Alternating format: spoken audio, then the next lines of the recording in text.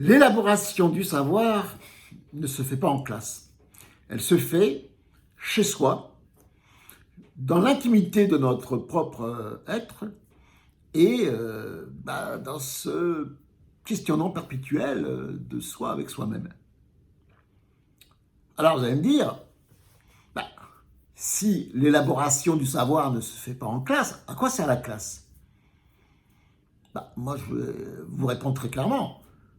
La classe telle qu'elle est conçue aujourd'hui, elle ne sert à rien. Elle ne sert plus à rien. Elle a servi à quelque chose. Elle a servi au temps de Jules Ferry. Il s'agissait de former des soldats qui comprennent les consignes militaires pour affronter l'armée prussienne. Mais aujourd'hui, on est dans un autre contexte. Et dans ce contexte-là, la classe ne sert plus à rien. La classe, il faudrait la remplacer par un atelier. J'aime bien le mot atelier. Un atelier, c'est un endroit où on va élaborer des choses, on va discuter, essayer, échanger. Élaborer, par exemple, la manière dont le savoir va s'exposer. La manière dont le savoir-faire va s'exposer. La manière où la bienveillance va s'ancrer dans les échanges entre les élèves.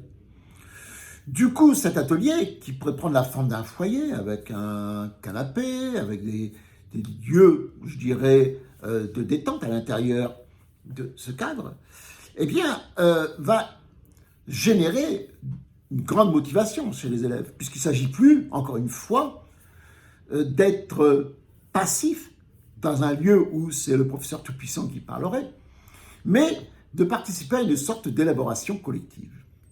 Du coup, pour résumer, je dirais que la classe, telle qu'elle est conçue aujourd'hui, ne sert plus à rien, si ce n'est qu'à démotiver les élèves les plus fragiles, et que dans ce contexte-là, l'atelier prendrait toute sa place.